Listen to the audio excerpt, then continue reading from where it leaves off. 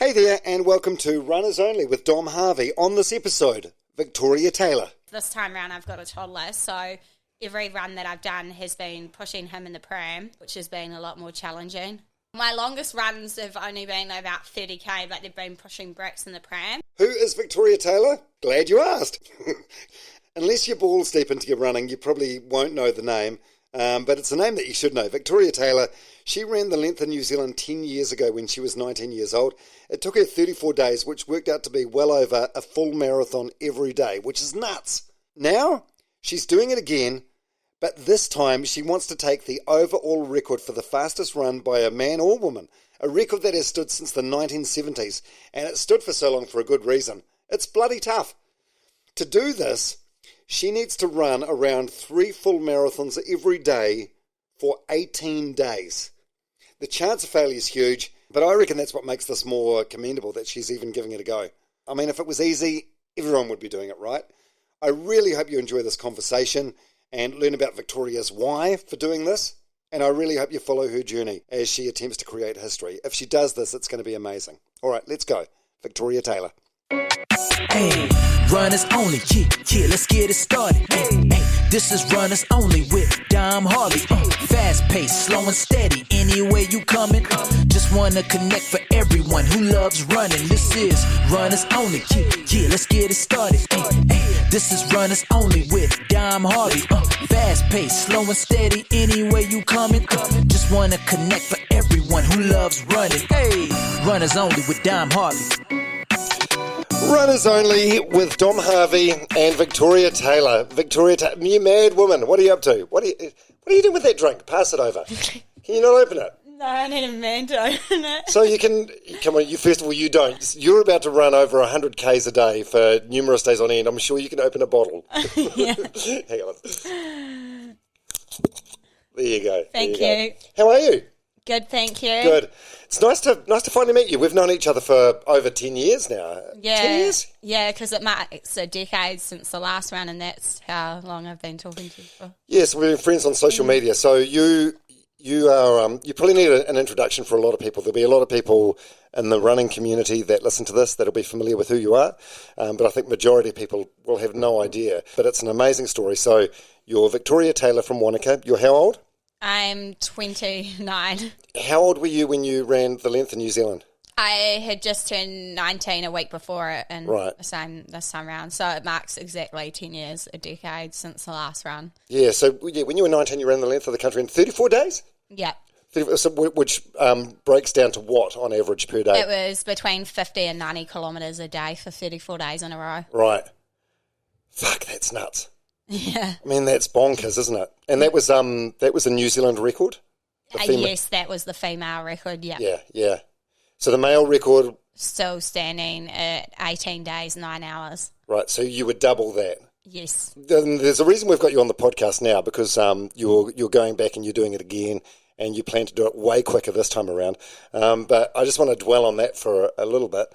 Like, what did your parents say? Well, yeah, I mean, I was at that age where I'd just been able to start going out clubbing and drinking and stuff, and I mean, I went out on my 18th before Nationals, and it was either choose my running or choose my social life at that point in time in my life, because I knew I couldn't have both.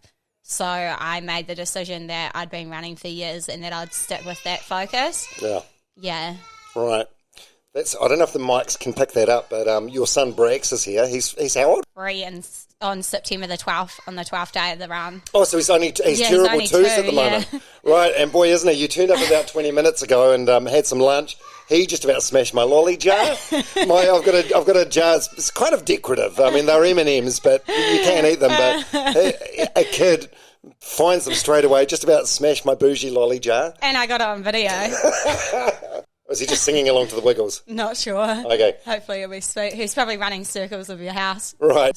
So why did you decide to go longer rather than faster? It seems like it's one of those ones like ultras that sort of, I don't know, this is a generalisation, but I feel like as you get older as a runner and you lose some of your speed, that's when people look at going longer. So to get into that sort of crazy shit when you're 18 it's nuts. Yeah, and I guess I was into it from 14 because I was running half marathons from the age of 14. when I was even younger than that, I can't remember the exact date, I lost my granddad from lung cancer, and that was my drive to want to do a big charity run, and it needed to be more than a marathon because I felt that people run marathons on a daily basis, well, you know, like regularly. So, well, yeah, in terms of getting attention, I mean, there are people, look at the London Marathon, for example, like heaps of people do that for, and raise money for a charity, and that's fine. I don't want to take anything away from those people, but to get a massive amount of attention, you do need to do something. It needed to be something out there, and that's why I chose. What are you up to, Brax? Hold up. You want to take Mum away? Sorry. So you run the length of the country in 34 days, averaging 50-something Ks a day or whatever. And you do that for... I did that for Child Cancer Foundation. Yeah, right.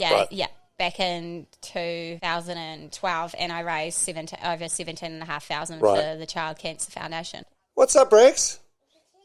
Hey? After. What does he want? He's trying to take me to the kitchen. Oh. No, it's okay. Man, kids are full on, aren't they? I desperately wanted a family, and I ended up having this tumour, and it left me with fertility issues, and I had rounds and rounds of IVF and can't have kids. It still messes with me a bit to this day. But then when I have someone in the terrible twos in the house running around, running amok, I'm sort of thinking, oh, it's not so bad not having kids. At least you can hand them back. yeah. Okay, so when you ran the length of the country for child cancer 10 years ago, mentally, what was the toughest bit? Was there any point where you thought you might give up? Yeah, but that was because of some certain people, I guess, on the run itself, like putting me down, like those support crew people that I was telling you about. Oh, right, before we were off. Yeah, okay, right. But other than that, wow, let down by your own support crew. That's terrible. That's the opposite of us. Yeah, the person that actually was the most negative wasn't meant to be on my support crew. They kind of pushed their way in. So, was trying to be supportive, but wasn't. What you did as a 19-year-old is absolutely mind-blowing. Like, it really is. So you ran more than a marathon a 54 day. marathons in 34 days when I was only 19. Yeah, it's fucking crazy, regardless of age. I mean, the age does make it, you're still in your last year as a teenager, which makes it amazing, but it's amazing for any age. Like, it's something that not many people could physically or mentally bring themselves to do, I think. You never felt like quitting? No, like, I had a never give up attitude, and I was willing to push myself to complete it. Where did that come from? I had a hard upbringing, so I guess that like made me stronger. I guess I like looked out for myself a lot growing up. Went through troubles growing up, like I guess family issues. So I won't say too much about it on here, but I mean, like grew up with two unstable parents to an extent, and had to kind of fend for myself to an extent. So that's where it gave you like resilience. Yeah, it gave me resilience, and like I've been hurt myself, so I know, like, I've grown to not want to hurt other people intentionally because of it. That's such a good attitude, because it'd be easy to go the opposite direction, and 100%. That's the thing. Like, I never turned to like drugs or any alcohol or use it as anything, an excuse. You know? Yeah, exactly. Like, it's turned me in the opposite direction. I mean, I've been running since I was so young, and running got me through a lot, and then listening to music. Do you think you were running away from something, like psychologically speaking? Yeah, in some ways, but I guess like running really helps deal with your stress, and like that. So like, if it wasn't for running, I would have been like in a lot of I could have been in a lot worse of place by now. Like, so running got me through so much, and that's why I wanted to be able to give back for it as well, because it helped me a lot, like mentally, I guess, with all my like stuff that I was going through. How did it feel like when you finished? Was it the most amazing, euphoric feeling ever? Yeah, well, it was like exactly, like I guess because it was so challenging and that, and Tim Shabot came and saw me and said hello to me.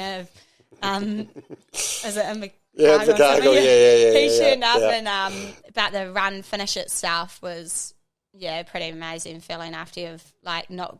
Like, I've persevered and I pushed through and I've got through that, you know. What were the darkest days or darkest phases in those 34 days?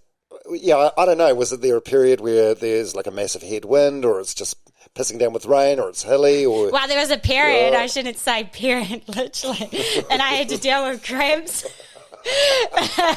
Sorry, I shouldn't. Well, no. Guess there's so Absolutely, many half the actually population have it. Yeah, exactly. So, I mean, like, literally, that was probably my hardest point to deal with because I was dealing with, like, stomach cramps, having to, like, put whole water bottles on my stomach, like, on the first day of cramping. So, like, there was literally, like, that side of it, which, yeah, but other than that, I mean, the run itself, like, I think I listened to music quite a lot of the time when I was running as well, but it was back in the days where, because it was 10 years ago, where they didn't have the Bluetooth headphones. Of course. So my headphones, I've got photos of me and I've got like all these... Like cables, everything. So, I mean, that kept me going, and I guess I had a lot of people come out and join me for runs and that, and yeah. Okay, so that was 10 years ago. Now, and this is the reason we've got you on the podcast today, you are going back to do it again. This time you are hoping to do it in half the time, which will be not just the female record, but the overall record, male, female, whoever. And it was, who said it, by the way? It was set Cindy Bear. Yeah, when? In the 70s? 1975 to be exact.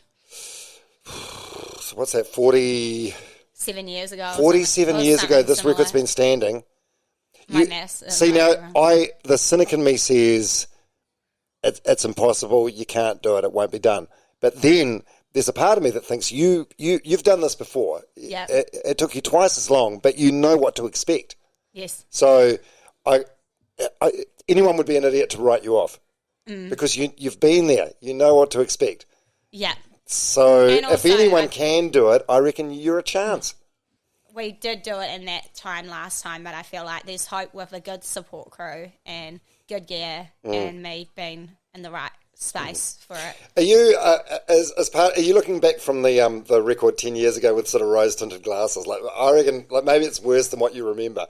When you start running again, you'll be like, oh, that's right, it was a pretty shit time. Yeah. I don't know. Oh, Breaks is trying to get on the boob. He's not breastfeeding. Is he? I managed to wean him off.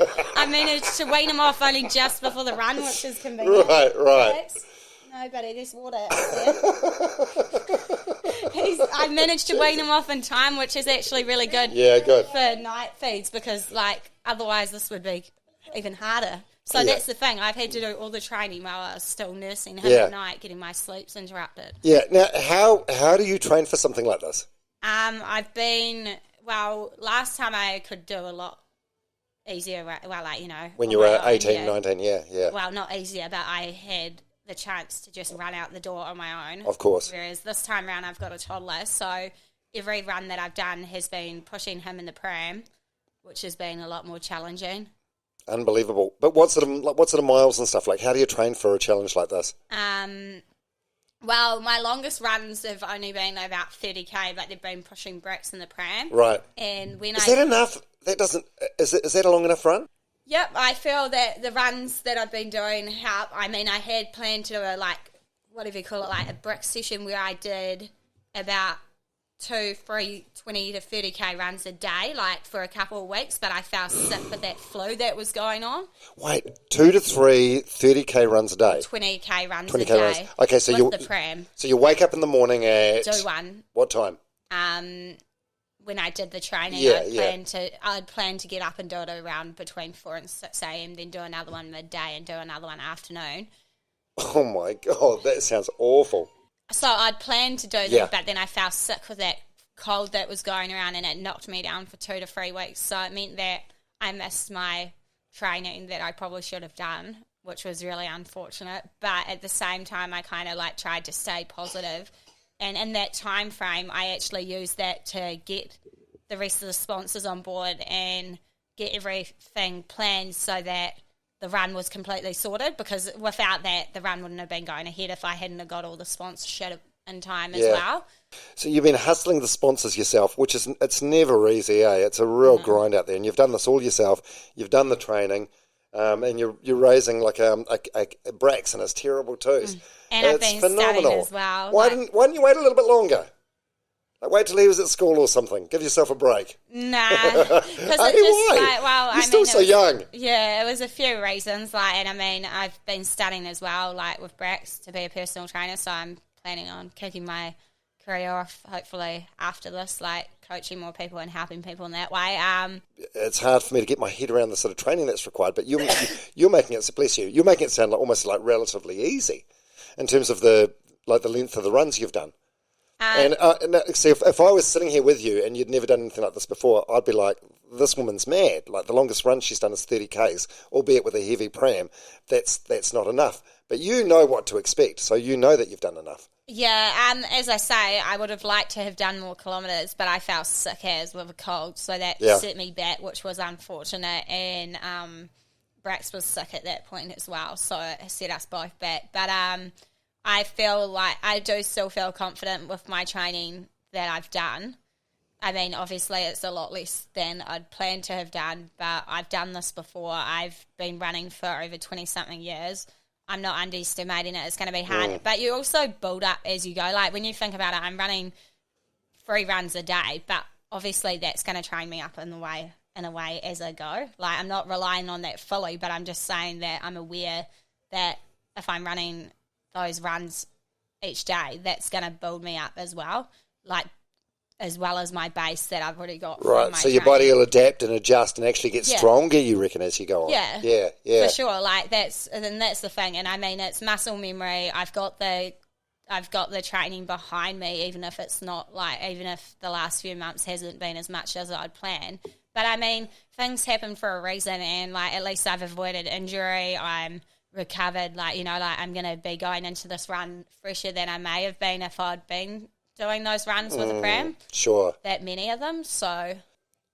I mean, it's an audacious thing you're attempting. It's fucking massive. There's a reason that this record was set in 1975 and has been attempted on hundreds of occasions since then, and people have failed, and it's because it's a hard one. Yeah. But I think we need to applaud people for giving these things a go, because if it was easy, every fucker would be doing it. Exactly. So the fact that you were doing it and there is I would say, a high risk of failure, I think that makes it, I applaud you for that. Yeah. I think that's amazing. A lot of people wouldn't do it because they're scared of it, because there are those haters out there. There'll be those people that are like sitting there watching your progress, like hoping that there would come a point where you fall off, or you fall behind, or you pull out, and they can say, "Oh, I knew it. She's full of shit," or whatever. Yeah. But what are they doing? Sitting at home in front of the phone screen. Yeah. You're out there actually giving it a go. Yeah, it's going to be super challenging, and I'm not underestimating it, and I'm not saying that I'm going to fail, and I'm definitely not saying that it's an attempt. I'm saying that I'm going out there and I'm going to give it everything that I can in memory of those loved ones lost, because, I've lost a few people that way as well. So, I mean... This is suicide you're talking about. Yeah, and I think because I've got that strong connection of losing someone that was the kindest person that I ever knew that way, and it's really hurt me, emotionally, to lose someone this way that was close to me, and I feel that awareness needs to be raised for it and stuff. Yeah. Because there were, a few factors, and awareness needs to be raised in the trades as well, for builders and stuff, for mental health. All right, let's get into that now. So, last time around, 10 years ago when you were 19, you were running for child cancer. This time you're running for mental health and... Yeah, so Mental Health Foundation of New Zealand. Yeah. Okay, that's cool. So you met Widdamoo when you were 19? Yes, just after running the length for New Zealand last time. Right. How did you guys meet? So I was at a youth group leaders get together in Tawa at Tawa Baptist, and it was a night we were just playing volleyball and stuff, and I met him, he stood out from everyone. And did he? Why did he stand out? I don't know. He had a nice smile, and he was wearing a nice light blue shirt, and and I was it was a youth group thing. I wasn't trying to find a boyfriend or anything. It wasn't intentional, but I met him there because everyone was talking, and everyone meets each other, and you get to know people and stuff.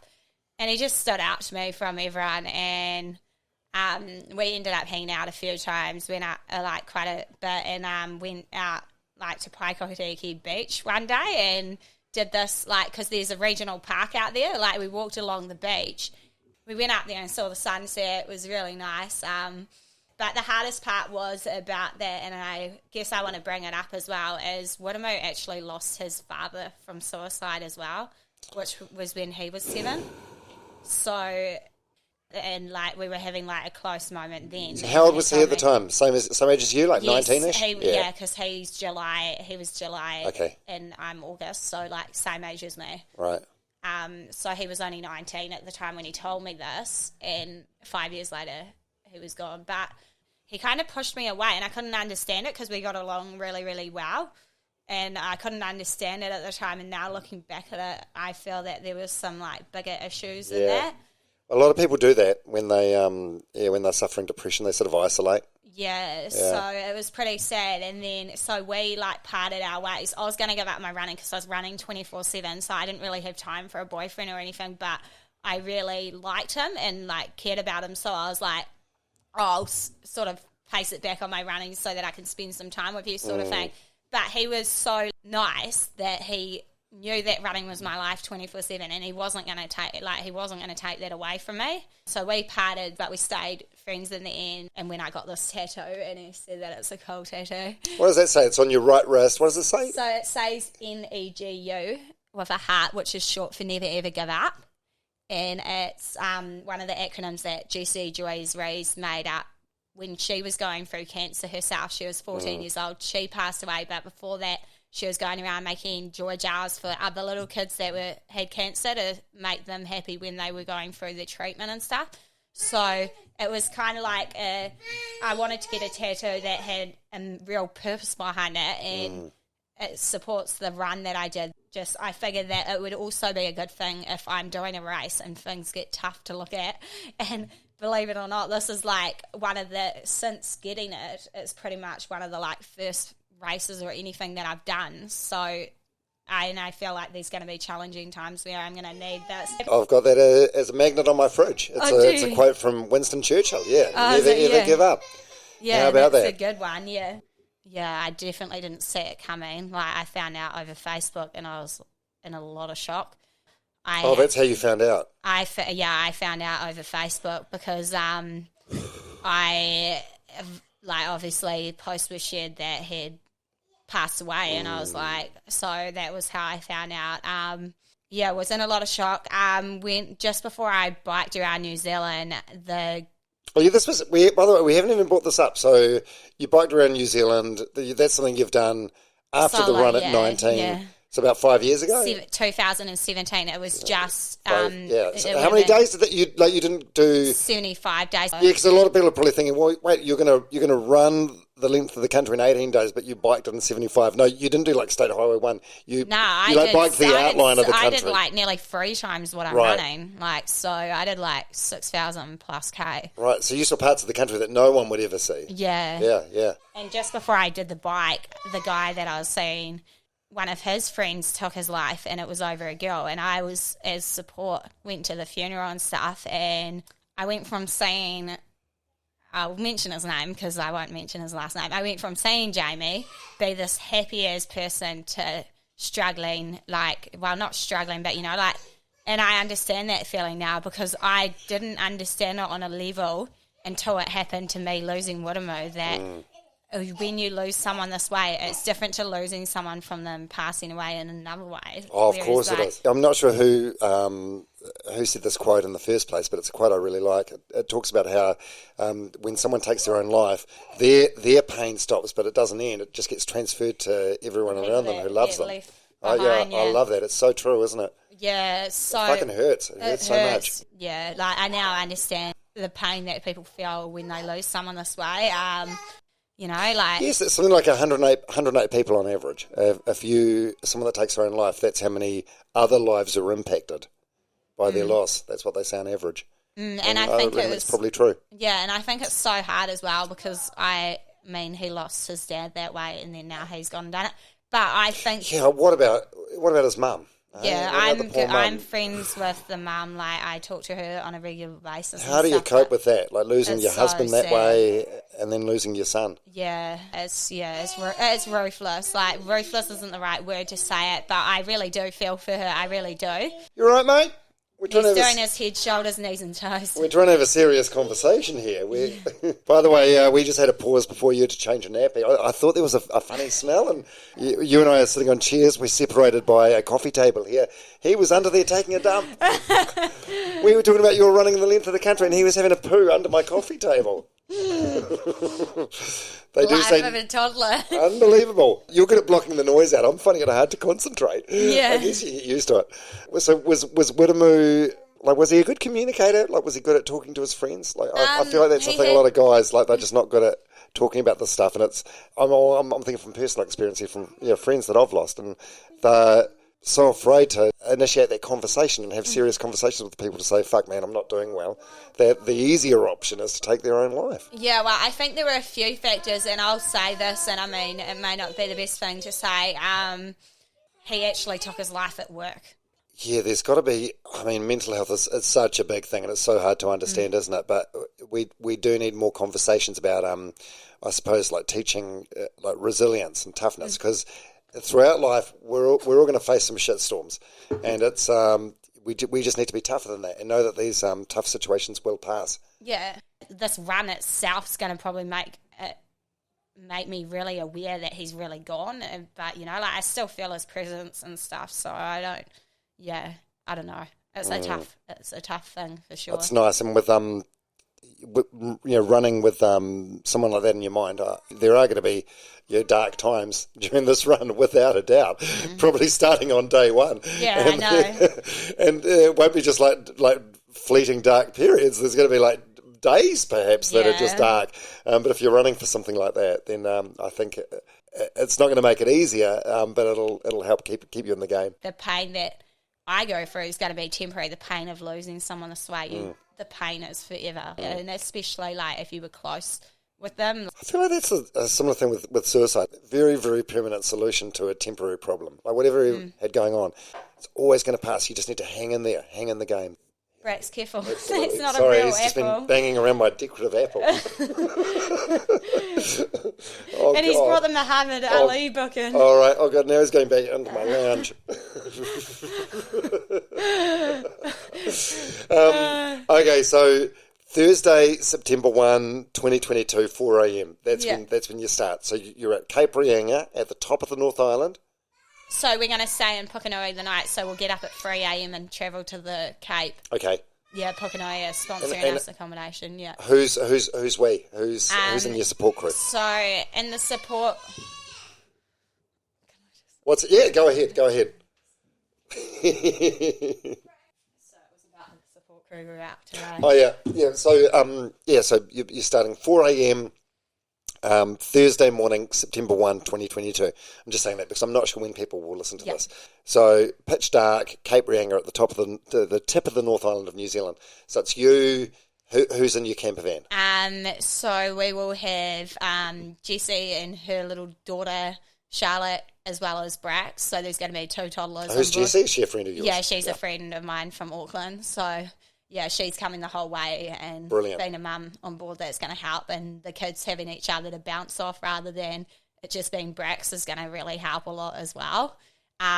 We will have also 3 other support crew members which are coming up. Oh no, actually 4. So Andrea, who used to be my neighbour in Stanmore Bay, she's going to come up and support us with her ute from Cape Reinga down to Taupo, and we will also have Shannon and her partner Ellen from Whangarei who are going to come up and support us, and they're going to bring their car up as well. So, and her dad's going to come up and help drive the motor home to Hamilton, and then we've got more crew joining on at Auckland and Hamilton. Jeez, that's quite a convoy. It's going to be. Okay, so Thursday morning, you wake up what time and what do you eat? I'm going to have to wake up before 3 a.m. because we have to be on the road by then. Jeez, it's a daunting thought, eh? Because it's like once you start, you just know you're going to be in a state of sleep deprivation and pain until it ends. Yeah, pretty much. Until it ends. It's like that. Whew.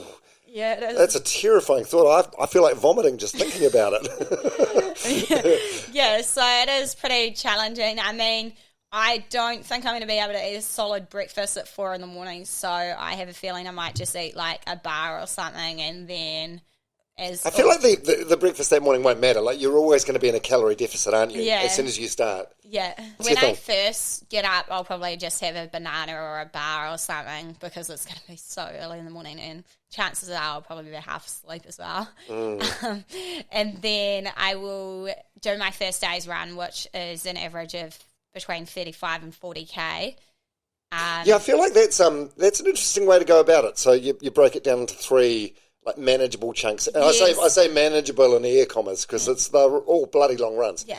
So you get that first run done, which is like what, like say 30K or 30, something. 40K, and then so like, but I mean, I can do it in like 10K lots or whatever. Just get that first lot done, then I'll have a solid break for like an hour or so that we can upload everything to like the hard drive and stuff because everything's got to be tracked and stuff. For Guinness. Yeah, so it's pretty full on. And then There's a lot. Are you going to be able to just focus on the run, or do you have to like worry about a lot of the logistics behind the scenes? Well, the good thing is I don't need to worry too much about Brax while I'm out running now because I've got a good support crew behind me that can help with him.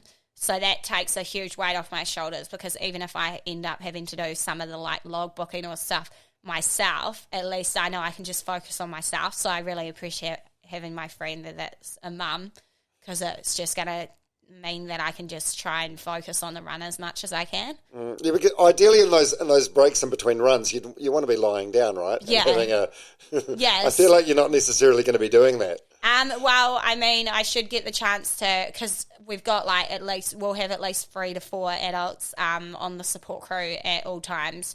So there is a chance that I will be able to just relax, like, and eat and refill. Because I feel like if you are to do this, you need to be as selfish as what you're able to be. Yeah, I'm not. I try not to be selfish, but I Oh, guess you in have this to be. sense I have. Yeah. Well, in this sense I have to be, and in the sense that I have to listen to my body, and that's what I had to do last time. Even though like crazy people turned up on the support group, I have to listen to me. My body's gonna, within reason. Like if my body tells me, "Oh, it's getting tough," I'm not gonna give up. But what I'm meaning is I have to listen to my body, eat when my body needs to, drink when I need to, have a break. Like, say if I get too tired, like it happened last time, and if I get, I will get tired, but if I need a little power nap just to be able to get back on the road and go again safely, I'll do it within reason. Like, I'm not going to just do that all the time. I'm just saying I need to listen to me. If the support crew can't understand that, it's just what it is. Like, at the end of the day, you actually have to listen to your body. And that's what got me through last time. That's why I managed to get from A to B despite all the stresses in between, because I actually was trying to listen to what my body was saying that I needed to do, Yeah. But I did run it off KFC last time. Were they a sponsor or just a... They did sponsor a bit of it, but yeah. A not so guilty pleasure. I mean, there's you can eat whatever the hell you want, and you're never going to have enough calories on board. And that's the thing. And I mean, at the end of the running day, there's no way I want to sit down and like stand up and cook. Like, I just won't have the energy, So I mean. Yeah, also, going back to what I said before, you need to be as selfish as possible. Yeah. You can't be, So, okay, so every day's going to pretty much look the same.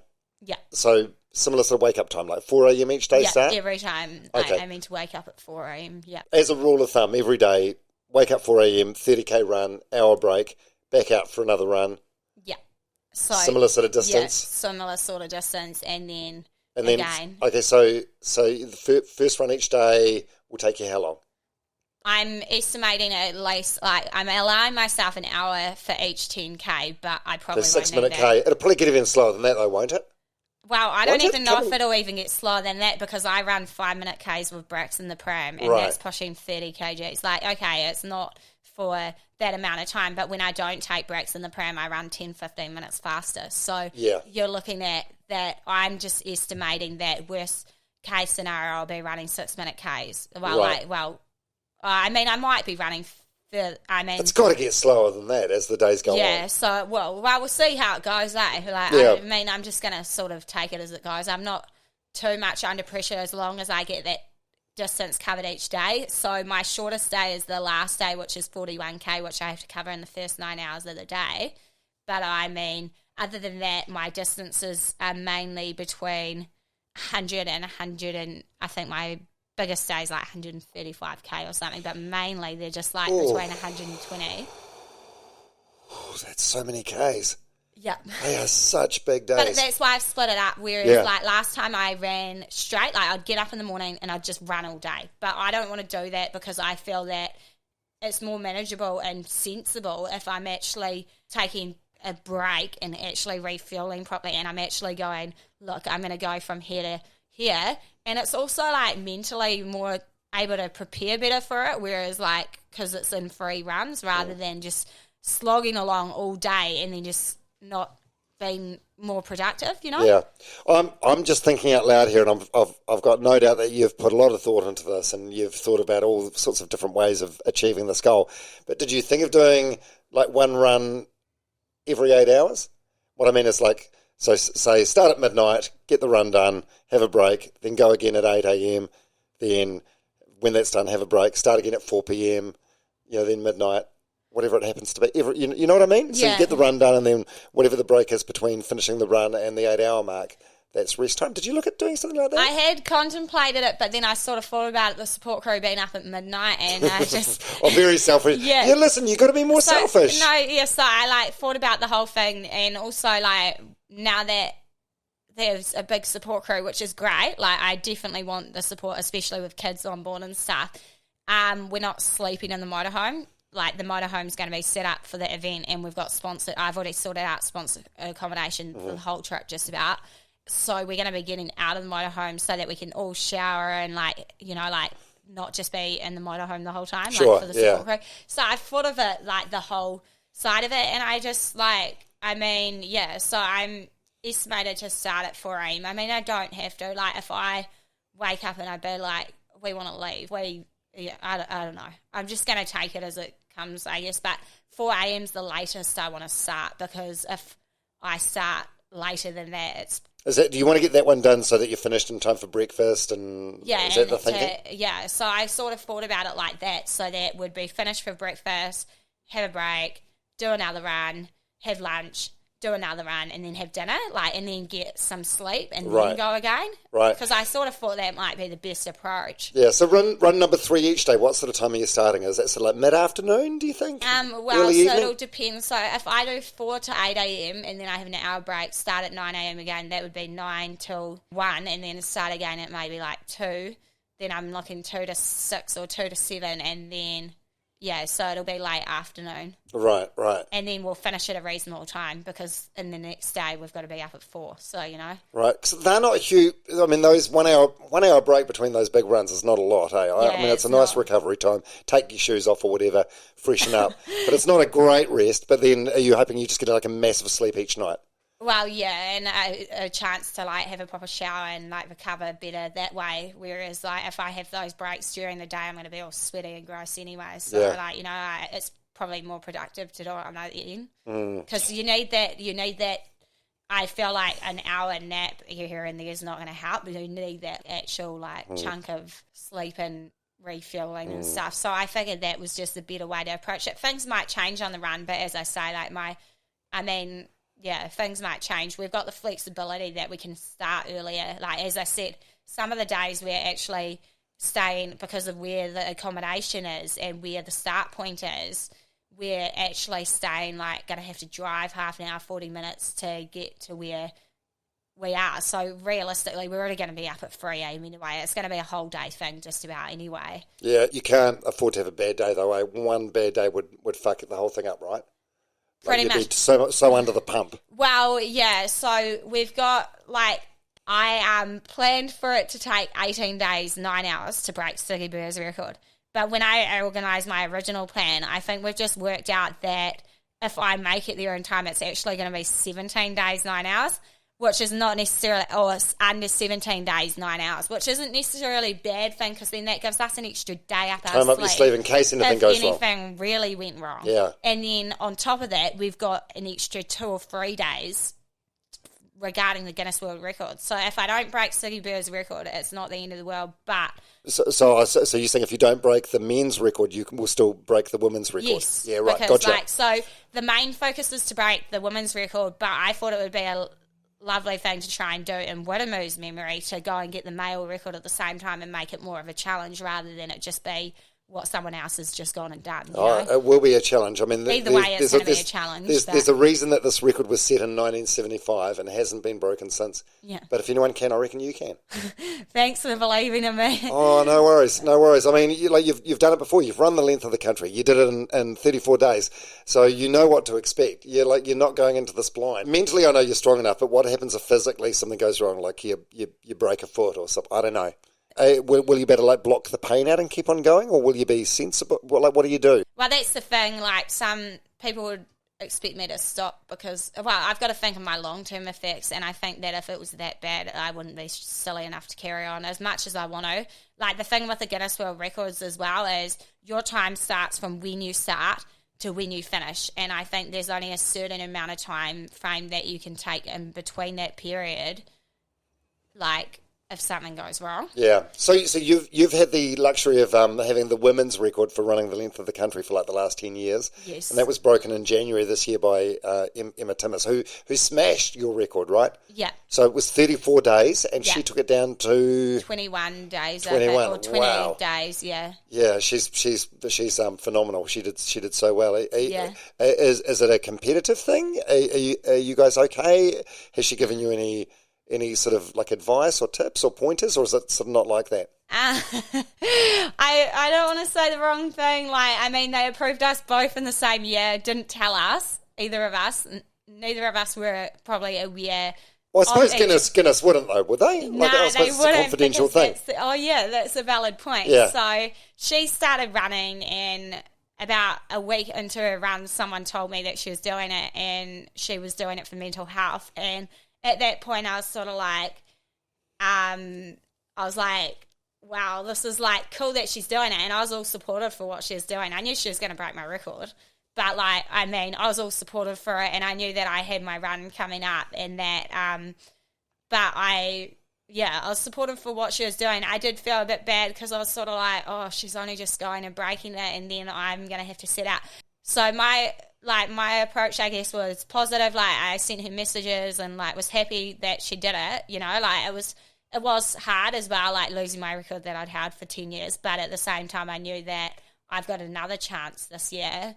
But I mean, she did amazing, and I know she did absolutely incredible, and she set the bar real high for me, and I'm proud of her. She's done real well, and she's, as I say, she set the bar high for me to go and try and break that record. But obviously, because I've applied to Guinness World Records, been approved, now her record is the record I have to break. It just is what it is. But she set the bar high, challenged me even more, which is awesome because, as I say, I'm doing it for a good cause. So I'm sitting here from my position, having never done anything of any note in my life. I think, like, record or not, it's still an amazing thing that you've both. It's an amazing thing that you did 10 years ago. It's an amazing thing you're doing now. It's an amazing thing she did.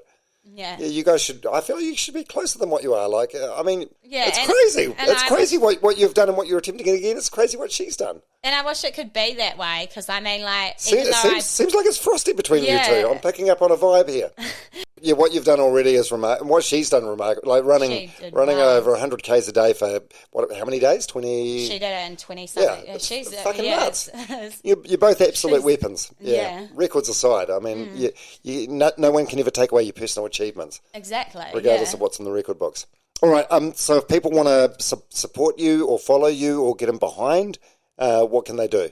They can go to the Run NZ for Mental Health page on Facebook. Is that what it's called, the page? Yes, it's just Run NZ for Mental Health. Okay. And then there's the Instagram, which is NZ Run 2022, and then there's a Give a Little page. I think if you search Run NZ for Mental Health, it'll come up as well. What's the goal in terms of, like, is it mainly, do you want to raise money, or is it mainly like awareness and conversation starting? What is it? So I guess my focus for it is that I want to raise as much awareness as I can, because then people are more likely to donate. Like, it would be great if we raise some good money for the cause, because I feel like there needs to be more support, like more counselling, more people out there that can help people when they're going through these tough times.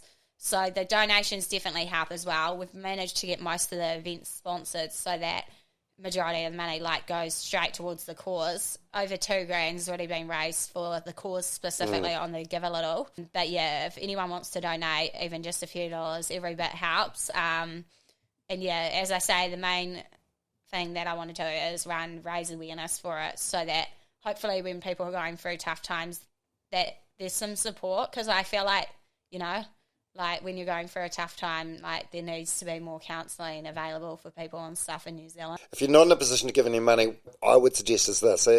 Be kind. Always be kind. Yeah, be kind. And also, and this is probably particularly to the guys, because I think guys really struggle with this. Yeah, be more open and honest and vulnerable with your friends, and then they'll be more open and honest and vulnerable back to you. Yeah, and check in with people. Yeah, absolutely. And if your friend says, yeah, no, I'm all good, ask them again, no, how are you today, really? And they may be reluctant to tell you, but if you tell them some shit that you've got going on in your life first, then they'll know that it's a safe space and they can share more with you.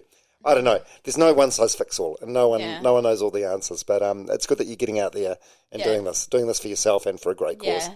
And for the challenge, I feel like, it's getting a heap of awareness for the cause, hopefully, and that's the main thing. I feel like even if there was a counsellor on every fucking corner that was available for free, there's still a lot of guys in New Zealand that would rather just bottle it up and think, I'm just going to take my own life. That's a better option than talking to someone about it. Yeah, that's the thing, eh? That's the hard thing about it. That's the thing. It's men's mental health as well needs to be addressed, and in the trades as well, because I was even talking to the guy at Placemakers, and there's a number of tradies that take their life a year as well. I had a farmer on, a guy called Kane Briscoe. He's just recently wrote a book. He runs a thing called Farm Fit. He told me that tradies have now passed the farmers as the worst occupational mental health in the country. Yeah, well, Widamo was a builder as well, so I believe that. All right, Victoria Taylor, thank you very much for your time, and best of luck for what you're undertaking. I'm so eager to follow your progress. Who knows if it's possible or not? I guess we'll find out. But even I'll find out, because I'm putting myself out there. I'm putting myself in a position where I'm not saying I'm not going to achieve it, but I'm taking a risk. I applaud you for giving it a go, and that's the thing. I think the more terrifying a goal is, and the more chance there is of failure, the more worthwhile it is. Yeah. And good on you for doing it. Hey, lovely to meet you, and Brax. Say hi, Brax. Say hi. You want to talk into the microphone? Look, talking to the microphone. Say hello. Hello. Say, Mummy's going to run New Zealand. Run faster. Say it. Run faster. Yes. Now I'm going to turn my podcast equipment off and go into the lounge and inspect the damage. Is it going to look like a tornado's been through there? What are you? Yep. Oh, God. All right. Hey, thanks, guys. Thank you. Bye. Hey, thanks for making it all the way through this episode of Runners Only with Dom Harvey. Really hope you enjoyed it. At the risk of sounding like a scratchy record, couple of, admin, housekeeping things, as I do at the end of all these things. If you do like it and you can think of someone that might like it as well, please let them know. Word of mouth is the most powerful form of marketing. Another really effective way is sharing it on your social media channels. That's really helpful as well. Also, wherever you get your podcast from, Spotify, Apple, whatever, please give it a rating if you like it, or even a review. One other thing, if you're in business and you want to advertise, this podcast is growing at rates bigger than what I ever anticipated, considering we're only 5 or 6 months into the journey. We're currently averaging about 15,000 downloads a week, or 60,000 a month, and I'm looking for sponsors and advertisers to jump on board. If that sounds like you or your business, let's get talking. You can email me at domharveynz@gmail.com. I'm not going to lie, a lot of work goes into this, probably more work than what I anticipated. The amount of hours that have gone into it so far this year would put me well below minimum wage in terms of the money I've made back. It's not about that, but ultimately, if I can make enough money off this, I can reinvest, get the camera quality better, get some stuff on YouTube, and hopefully make this a job. I'm really passionate about what I'm doing and these conversations I'm having with amazing New Zealanders, so I really, really want to make this work. So if you can help in any way, if you're a business owner, or you can think of a business that could benefit by being on this podcast, please, let's get talking. domharveynz@gmail.com, or message me on Instagram, domharveynz. All right, thanks very much. Hope to see you next week.